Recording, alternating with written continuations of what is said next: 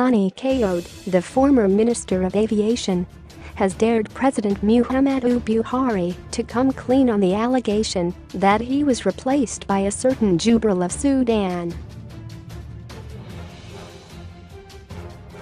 Fani-Kayode, in an article released on Sunday on his Twitter page, highlighted 15 questions Buhari needs to address to prove allegations by leaders of the pro-Biafra group, IPOB, Nnamdi Kanu is false.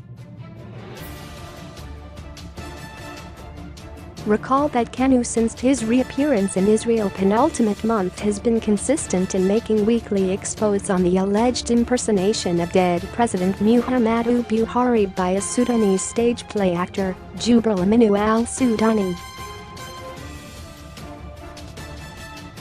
The former minister urged Buhari to hold a 2-hour interactive no-holds-barred live media chat on national television to counter the claim. He also challenged Buhari to call out Eric Stuart Joyce, the former Irish MP, former army officer and former MI6 agent, for declaring him dead sometime in 2017 and remove his hat to have his hair examined. Excerpts from the article: there is always a hidden truth, an angle, a gray area or an unseen dimension to everything that a Nigerian leader or politician says or does.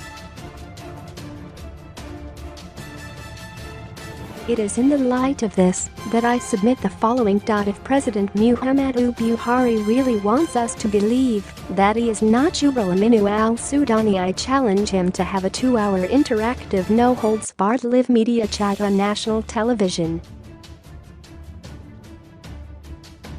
I challenge him to take off his hat and let us examine his head and hair. I challenge him to let us measure his ears and inspect his earlobes.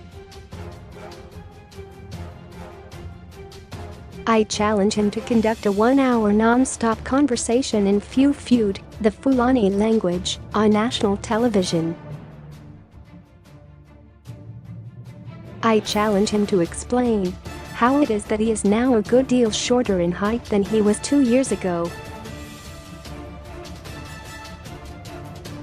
I challenge him to tell us how it is that 2 years ago he looked like his Minister of Information's, Lai Mohammed's, grandfather, but today he looks like the minister's grandson.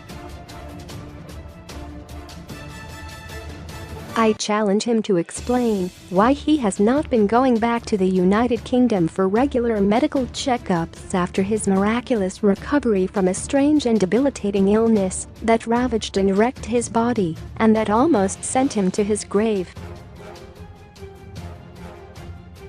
I challenge him to call out Eric Stuart Joyce, the former Irish MP, former army officer and former MI6 agent, for declaring him dead sometime last year and for accusing the Nigerian intelligentsia, authorities, media, intelligence agencies and ruling elite of being complicit in a conspiracy, and the Nigerian people of being the most gullible and naive in the world. I challenge him to explain why he did not appear with any of the key world leaders in any of the official pictures during his last trip to Paris. I challenge him to explain why President Donald Trump described him as lifeless and ordered his staff never to bring him before him again.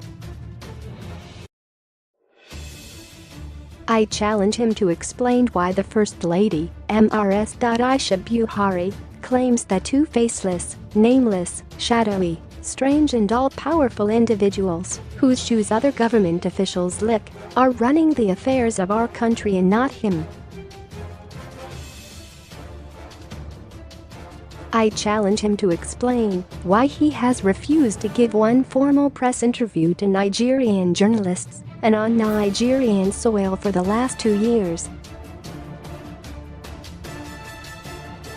I challenge him to deny the fact that body doubles were often used in the civilized world during the 1960s, 1970s, 1980s and 1990s for security reasons, and they often represented presidents, prime ministers and heads of state at official functions and events.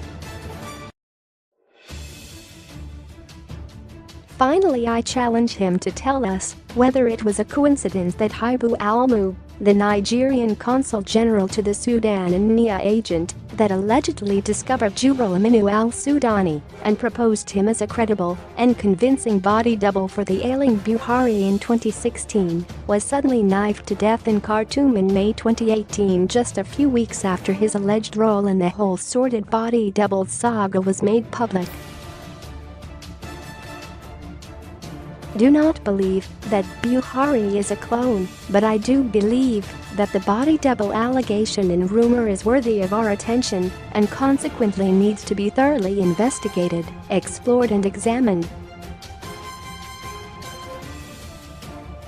Though I cannot vouch for the veracity of this allegation and rumor, one thing is clear: a significant number of Nigerians do not believe that the man in Aso Rock Villa is the Buhari that they know, and, rightly or wrongly, their perception is that there is something fishy going on.